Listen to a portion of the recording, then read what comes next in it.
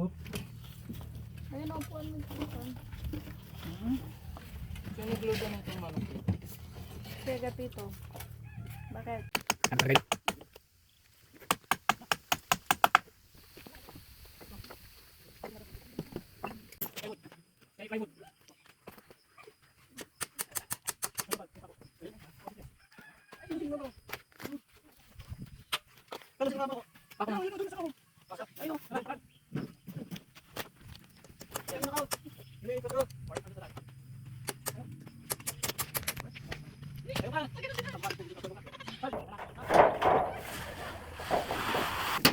Mula.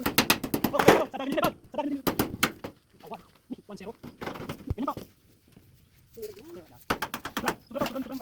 Yan.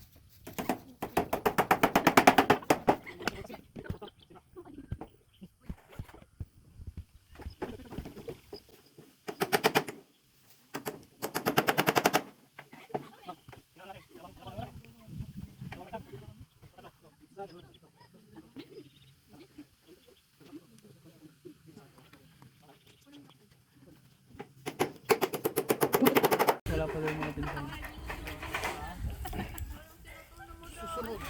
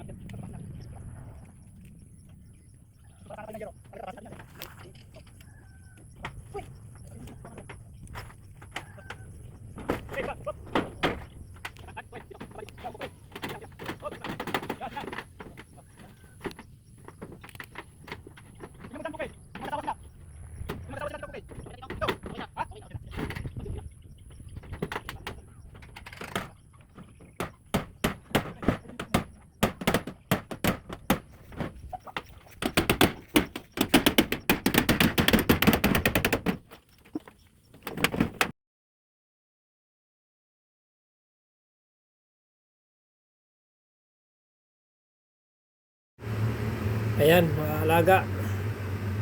Risko yung kalahati na bubungan na namin. Yung gamit namin dito yung mga mga recycle dun sa unang project namin. Kaya dahil kubo lang naman ito ay pwede pa natin gamitin, pinturahan na lang namin. Ayan o. Napakaganda. Sino ba naman hindi gustong tumira sa baba dito? niyan. So mga alaga. Napakagandang kita ko yung napakagandang lugar. Hinarap namin sa fish pan yan. Nabubungan namin yung isang linya. Yun yan. Kami mga Paghapon, ganito oras mga alaga, hapon. Napaka-presko. simpleng bubong. Natakpan yung araw, ayun, banda na yung araw doon, natakpan ng mga kawayan. Kaya makikita mo, Another pa dito itong napaka-tahimik na lugar.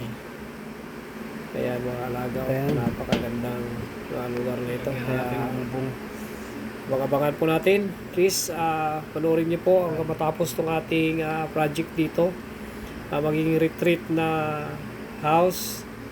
Ayan. Diyan po yung bubong. Medyo luma na yung yero, pero okay pa naman yan. Second hand. Yan ay nirenovate namin yung kabilang area. Ito mga alaga. Napakaganda yung ano talaga, ma-refresh ka talaga dito. Gagawin namin prayer retreat house dito. Doon sa mga mahilig mag-isa, solim area.